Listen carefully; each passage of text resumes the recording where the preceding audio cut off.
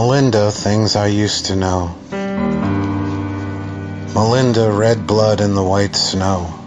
The curtains are dying, and the things I used to know. She drinks before noon, wild black tequila, her only chance to make it through summer. Her daddy's at the bottom of the bottle, and I don't know if I should get her there. And I could fold her napkin, I could wipe her brow. Nobody's speaking, because summer is almost over now, and she's going to gun it down.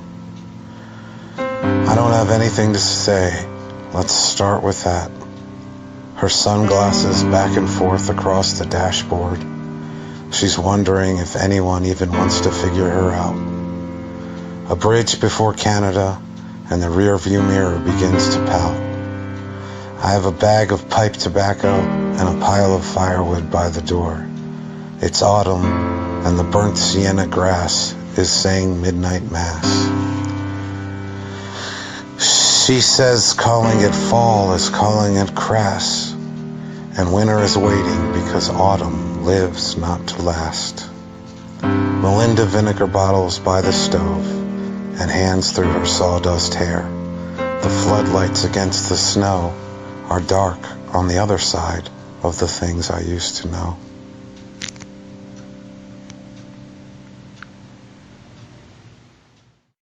He had a white mustache and he looked up at the blue-white shining sky, which was my childhood marble, just about to shatter. Dead, then 4 hot dogs at Rutter's, my mouth coma drooping.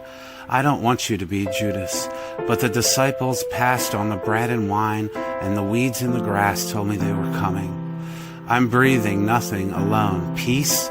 At the pizzeria, they're in the mozzarella cheese, and they're going to throw me out of the 7-Eleven. I roared a pack of cigarettes at them, and she's gonna pick us up, and she's nothing. Whatever happened to my angels? I think the people that live here only look at the ground even when they're up in the air, going opposite directions. No, I lied. They're looking just at eye level and abandoning every time they leave. I don't know who you are. I see your keyboard fingers moving, and there you are in words and pictures, tucked now into your bloodstream. I guess you gotta barf that poem and kill that narrator, walking around the screen pretending to be you. How else are you gonna turn the TV on to watch the Phillies? This guy's got a mile of ocean depth in his chest under his dog tag heart. He's got a golden cross sticking out of your bathroom tile about a foot off the ground that you keep stumbling at. He keeps stabbing you with his pen and erasing you with the years. You don't have to handle it. Take those poems from 2002 and that picture from the Poconos and shuffle them like a deck of cards. They're somebody else's life. And turn over the face cards until you don't see your own head anymore. New York City park bench, or maybe somebody's rec room, and I never know what to say. Scrawl a few words, really want them to be lyrics, while he's finding chords and singing. We don't know who the other is talking to. I can't sing. He's too in my face with it sometimes. He says that line is too long. I'm sick of hearing his Mennonite parody of Satellite. I can't calm down. He knows I'm off. I can see that now. He is very encouraging. Whatever happened to that line that was too long anyway? He's getting good. Did I tell him that enough? I'm afraid I didn't. I should have. Damn. Did we ever finish the one using the quarters as instruments? I don't know why I never wanted to leave. Did he?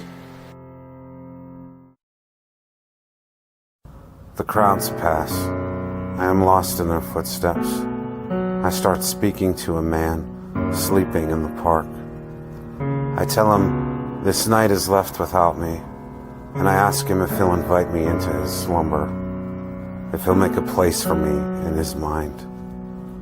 I say I remember the slow gaze of sky and the places where I knew the scent of hope. I tell him I never thought the meadows would turn to desert, or that day's shimmering welcome would sleep in the alleys. I picture him rising long after I'm gone, thinking he was no more than a background to the passerby, like a tree or a bench. But to me, he is like God, making the whales in my mind disappear with the gentle currents of his breath. Sands Casino. A lady at the table across from us asked if she could buy a cigarette. I said, "You can just have one." When I handed it to her, she didn't notice that she had given me the rest of her night. When I showed it to my wife, she wanted to make sure we got out to the car quickly. We locked all of the self-assuredness in the trunk under my jacket. We pocketed her high regard and stuffed her overall sense of self in the glove compartment. I put her moxie on my wife's finger. We snorted the joy, smoked up the girls' night out giggles, inhaled the false sense of security and free-based privilege. We licked the attractive white female contentment off of each other and chased it with her beer buzz. Then we dumped everything sacred on a ladies' room floor and went running back into the penny slot machines with her luck. 7 hours of waiting for you. Our bed with all of our clothes, drowned in the head. White walls with spackle and death alone. Puke yellow wood. TV and DVD stand over me, playing a CD that is heaven and hi-fi, raised to clouds of digital angels and God, destruction, epiphany. Teardrop atmosphere about 9 feet off the ground. Reality, I have been redeemed. Hallelujah, even better. I'm in heaven now, swimming in the sunlight all around, and on the corona in between the naked barmaid's teeth. Fighting with your mom, fighting with you, the back of your head driving down Red Top Road, blonde crying, sob crying, 10,001 other girl cars parked at the lot that I have towed away in my memory. The curves in the streets are uncoiling snakes that I have accepted. Asleep, tears on the bags of my eyes, dead, quiet, bed, shadows almost covering empty everything.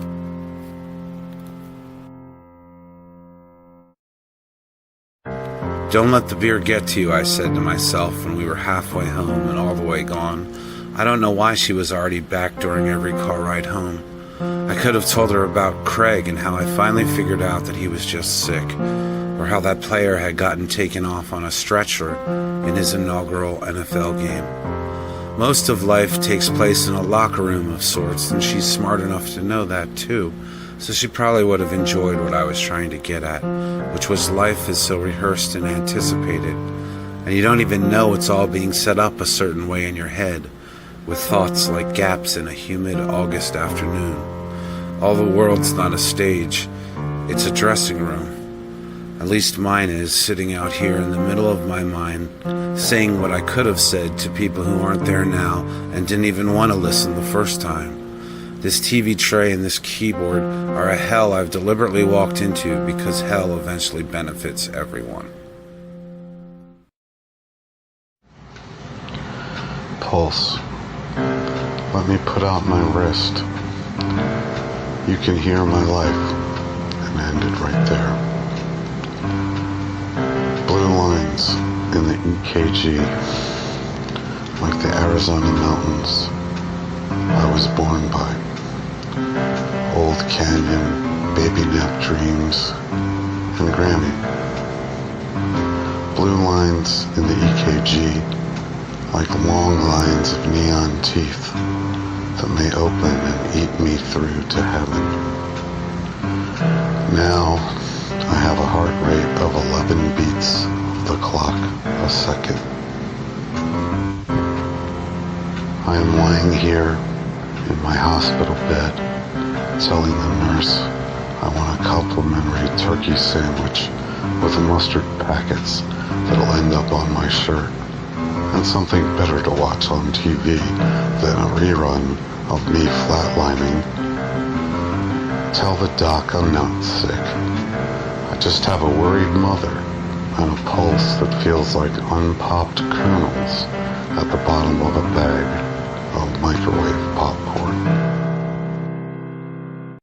Stranger safety. Home looked like an x-ray of my brain damage, but that's okay. It was behind me. I had to get to the high winds of my Tamaqua mountain girl, lost in a one-room apartment with an old friend from the old days of the suburban easy glow.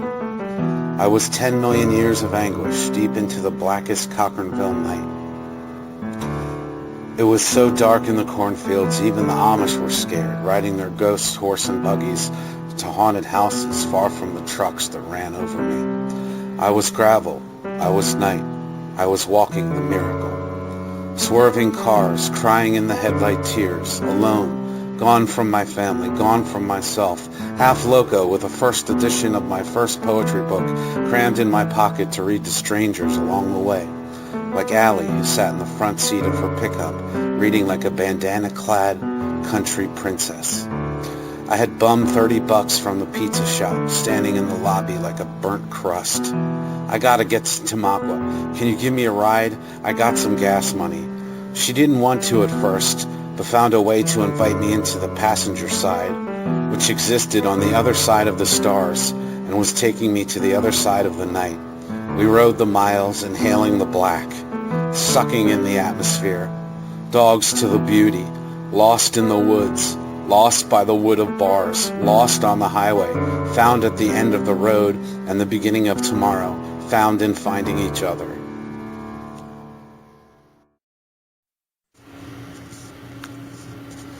A hard Adam's apple to swallow. Empty black across the white ceiling. Orgasm and nicotine sentence void. Little breath, dissolvable pills. Protection like a strange cloud I can't fall from. And gum that hurts my teeth. 6 a.m. wake-up call past the FBI warning. The movie previews from 1996. Playing from an old TV. On an old dresser. In a stalled life. Left teetering somewhere along Walsh Road, and the traffic outside that keeps driving me away. My chest is hurting, and my heart is beating like a clock that keeps good time, but has got a little click. I guess I'll see you in the smell at the gas pumps, and the way you rose up in a bikini out of the water, rippling through my memory.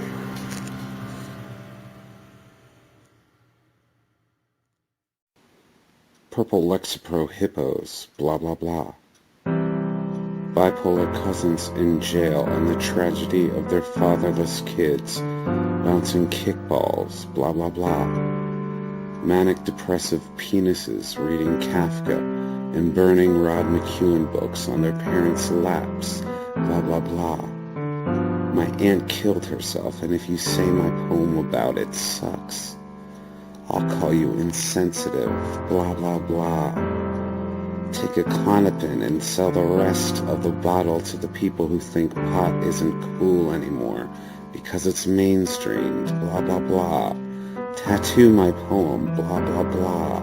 302 my poem, blah, blah, blah. Copay my poem, blah, blah, blah. Issues my poem, blah, blah, blah. Organic diet my poem, blah, blah, blah. Crap my mental health poem with the rest of them, so relevant because I'm so diseased, blah blah blah. Pick apart nonsense and call it art, blah blah blah. Edgar Allan Poe pages endlessly rewritten with the dive bar paps thrown in for good contemporary measure, blah blah blah. Librarian filing mental health poems under boredom, blah blah blah. Blah blah blah blah blah. Diseased poetry scene. Harris burned. Somebody sent me $15 in a money order for my first poetry book before it was published. We had no money. Nobody would cash it. The bank said you needed to be a member. The check cashing place said you needed an ID. The grocery store asked if I wanted to sign up for a rewards card. The pawn shop said it was fake. The credit union thought I was a Confederate. Worthless money in my pocket. Demented frustration. My voice was a headache and a yell. Red tower of death. Sun on the grass. I thought we had a chance with an old lady with brown curls that were shaped like smiles. I thought she might buy it for $1 less than what it was worth. Nice old lady who thought I'd used the money for drugs and turned me down. So offended and dead, I stood on our deck. I had the hope of sweet deliverance so bad. Harrisburg stink, Harris hell. The traffic was gray and so was the street and sky. She drove me everywhere. I flipped. like ripped car upholstery. She was cool and wanted to give up, but didn't. We cashed it at a dive bar finally and had mojitos by a fake plant that looked like a palm tree beneath the Harrisburg darkness. Spin, spin, and spin until you fall to the carpet in tears. I'm sitting here like the body of a squished horsefly on the sliding glass doors. Edgar Allan Poe eyes reflected back at me from the windows and the rain that falls in the dark like nothing but wet streaks. We are retro, eating Pac-Man pebbles from '82, wondering why they don't taste too good now. They didn't even mean that much then, but that's what we want anyway. I don't know, I got the green of my childhood bedroom too. Did you hear mission bells on a TV show? Jubilated faces saturated with God, or the sting of grace like a cold breeze through your open stained glass windowsill, cutting through your immorality. Did you hear that? Because I did. I could give you a bowl of tricks from my house. There's nothing in the dark. I died on the couch 5 or 6 times. Vibration through my skin, hands not even folded. I forgot I made you a pot roast 2 nights ago. Home and cooked carrots and something left over from my little house on Bustard Road. I went to the deck where the kids walked by with their mom, and was it me with mine? Maybe you were there too. Ugly brown carpet dust. I have to know torture and death aren't even there to pass through it to God and lullabies. Little bedroom sheets and childhood prayers. Bless mommy, bless daddy, and music box, sleep, dust, Sandman. Memory and present mixing like a ragged tapestry. Acid wash soul during the day like some tough mechanic. Slide, pop, thought. Little round faces in our empty bodies bent so low in servitude they're not even there, like Jesus, who went even beneath that. Stars and streaks of light, dead in the bathroom tears. Vinyl Olivia Newton-John records in your dark bedroom when I was still wet like heaven and it was sleeping next to us.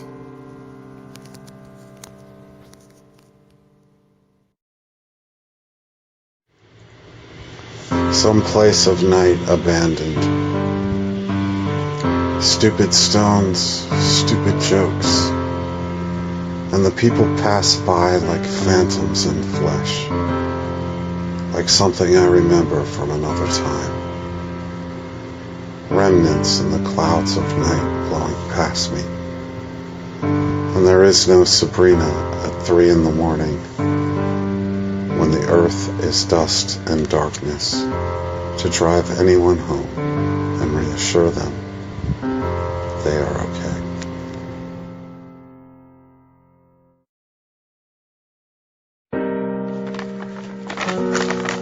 I was just wondering, how are you doing tonight?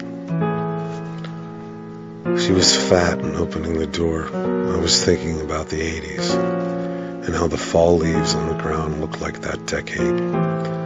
I don't know, Thanksgiving 1986 maybe, and somehow it was. I was a kid then, and she must have been a teen. Sheena Easton, Devo, and her 2 dark teenage bedroom. How'd she get here with that mean old upper lip and cold eyes of the dark? Why can't I puff my smoke into the icy air for you? I'll put it out on the moon if it'll make you happy. If I could. But I can't, with my stupid little brittle leaf bones Kurt Cobaining my way through a town that wore out his biography in the public library. Who the hell am I anymore? And who the hell are you? Falling off your 80s into nothing much, just this old scarlet diner seat I could once dig my back into, and could dip white toast into sunny side up eggs, slow like morning clouds. And what do we have to say when there's nothing much left but a rerun on TV and a rerun in the atmosphere, when there's no coins in the newspaper machines, when the neon diner lights are like hot pink candy you can't lick, and time dissolving under the salt beneath my feet into this communion here.